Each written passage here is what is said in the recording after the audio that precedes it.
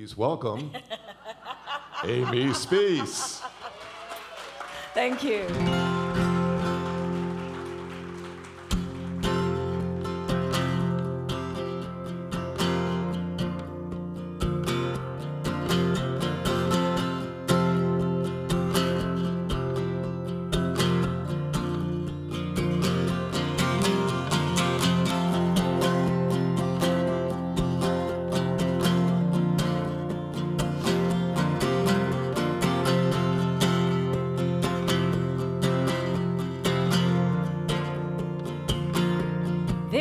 To be horses here,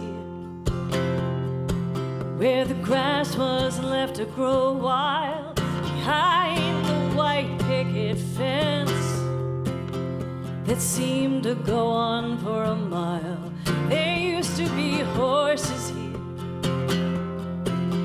on the way up Yellow Springs Road, beautiful amber maidens with the sun gleaming off of their coats. And I wanted to see them that day in October, running fast up the hill to the sky. Wanted to see them in perfect formation one more time. One more time.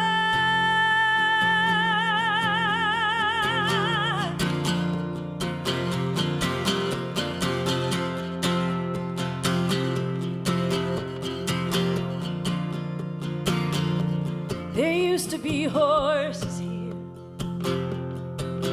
My father knew the owner from church. They've torn down the old brick house. Now there's just a big hole in the earth. And I wanted to see them that day in October, running fast up the hill to the sky. Wanted to see them in perfect formation one more time. One more time.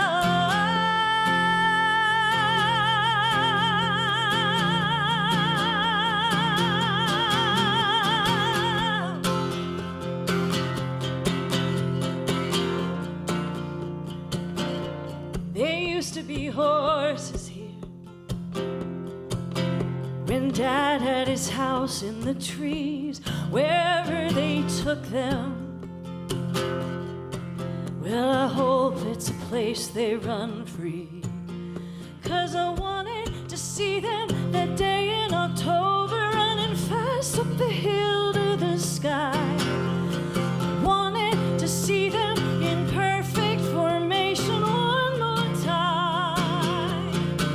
Oh, I came back to see him so I could remember the faded blue of his eyes.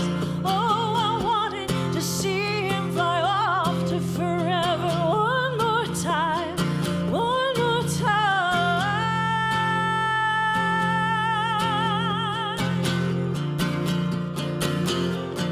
One more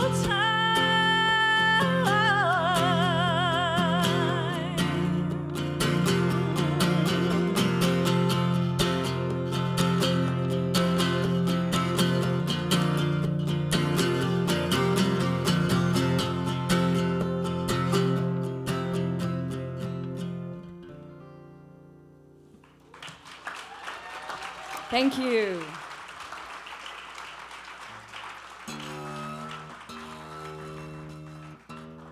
Thank you so much. I wrote this next song with my dear friend Robbie Hecht. And he was getting married. And we wanted to write a song for him that I could sing at his wedding. So he came to my house in East Nashville. And we had this rolling rhythm going and a melody. We had a little bit of an idea, but mostly we just talked about his wedding and had coffee.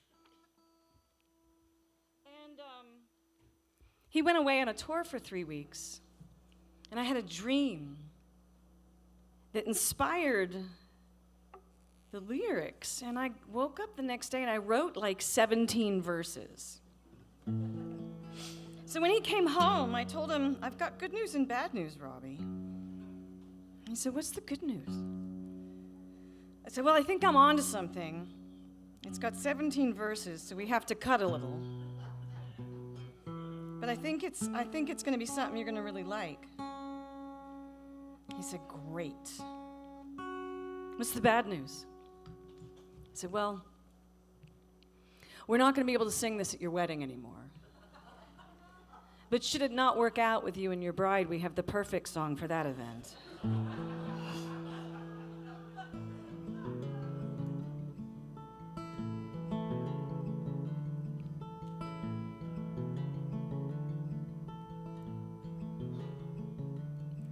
Said the sea to the shore when the evening tide came in. I am here to tell you tales of where I've been. Into shells I whispered my love songs in secret rhyme, and left them at your door for you to find.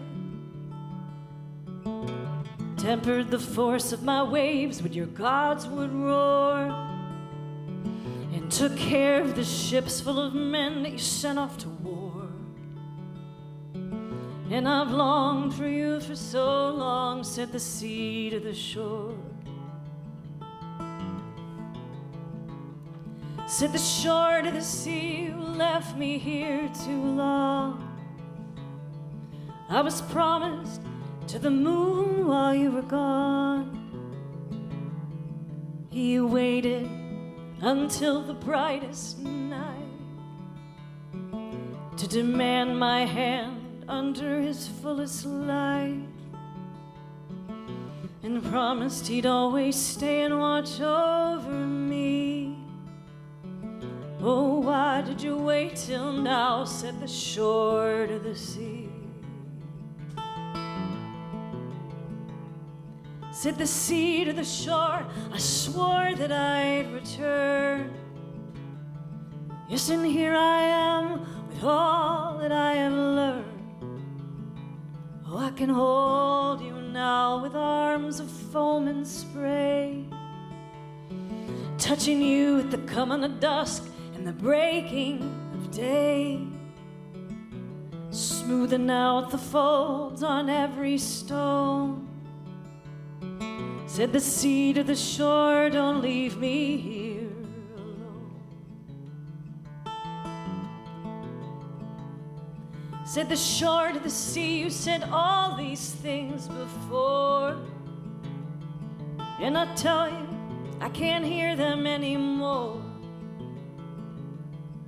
Oh, there was a time once I'd have given in.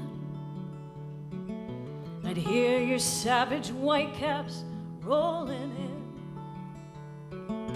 Your troughs would come up slow beneath my chin, and your mist would kiss me softly on my skin,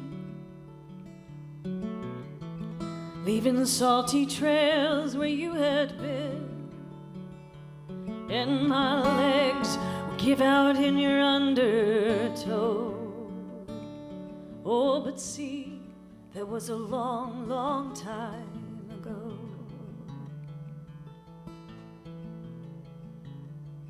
So the sea took one last look and turned away, and the shore was more than strong enough to stay. And castles melted back onto the sand, driftwood drifted up onto the land. Rocks rose up proud and shiny skin, and shells began their gossiping again.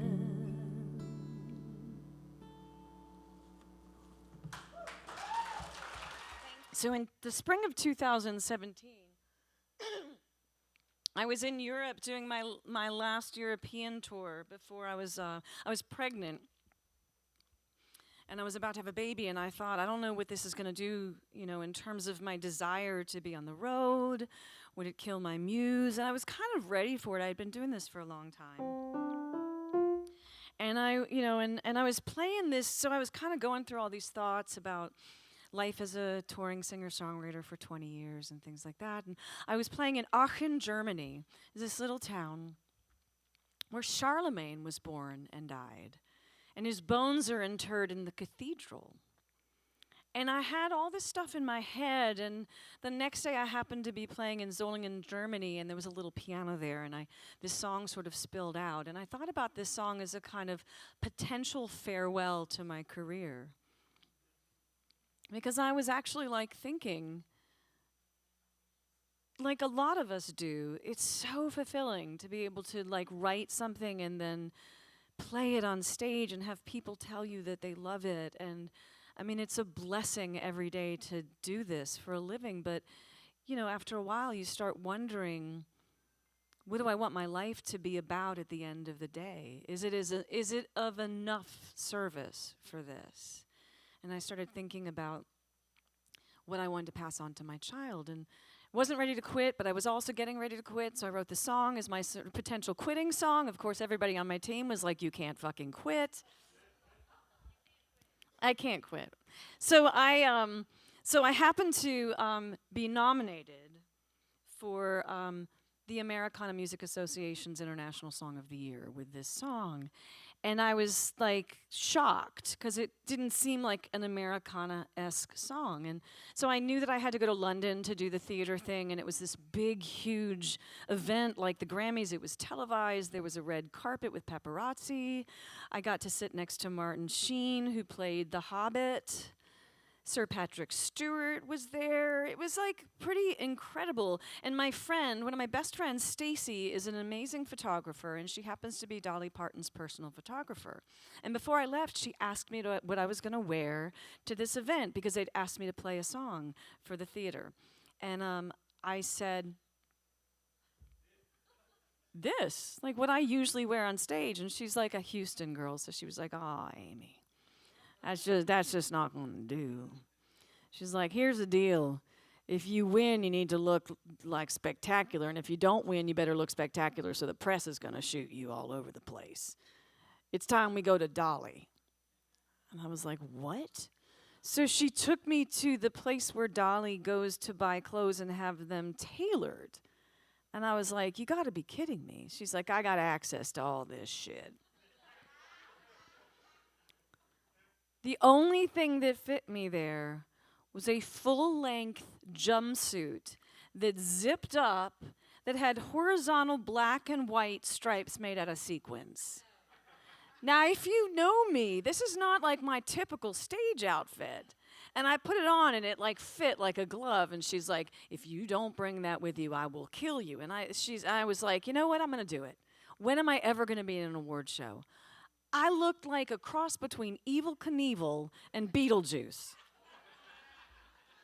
So there I am, waiting, and to my surprise, they announced my name, and I won the award. And it was thrilling, and I got to, I was like, I have to tell you how many spanks it took to get me into this outfit, too, right?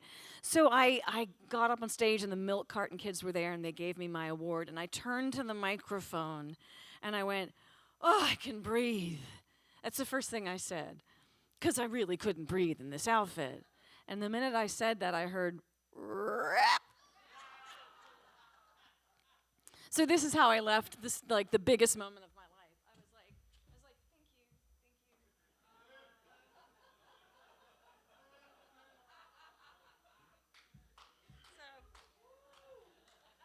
"Thank you, thank you, Dolly Parton." Yeah. So if I ever get nominated for anything else, I'm wearing this. Yeah. This is a song that came from that. It's called "Me and the Ghost of Charlemagne," and no, I didn't quit.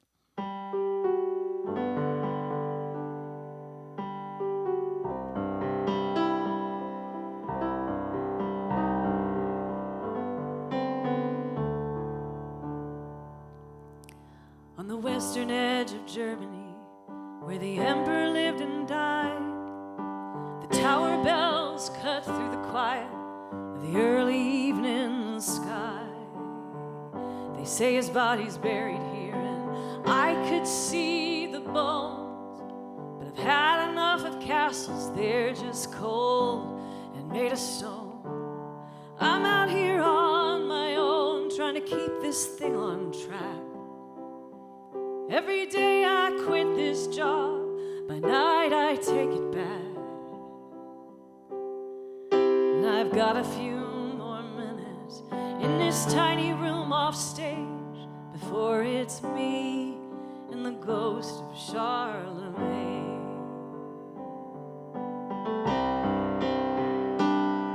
Then I'll sneak out through the back after the after party starts.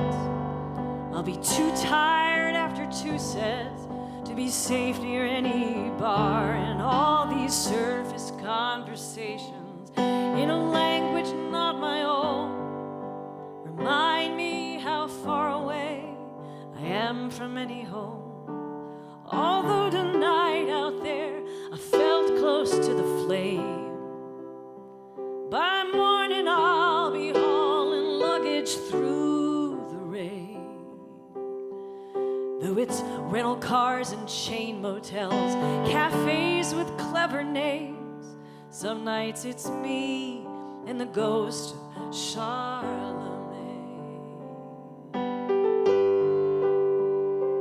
We all want to leave behind a thing that says that we were here before we died.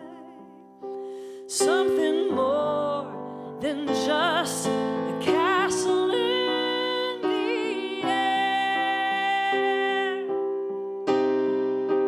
So we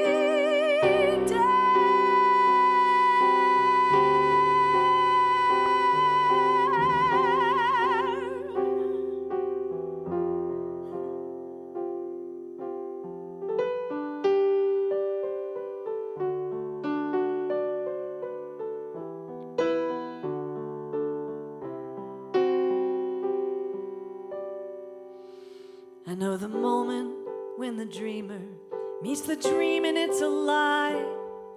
After years of climbing up, I see it's just the same damn sky, and the clouds that kings have pondered, yeah, they look a lot like mine.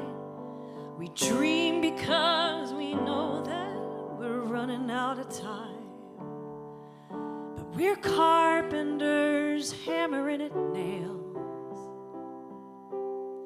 building arms, chasing after whales, tilting at windmills and hunting the grail.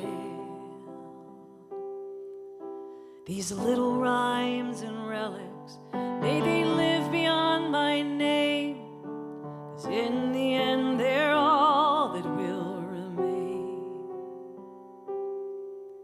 of me and the ghost of Charlemagne.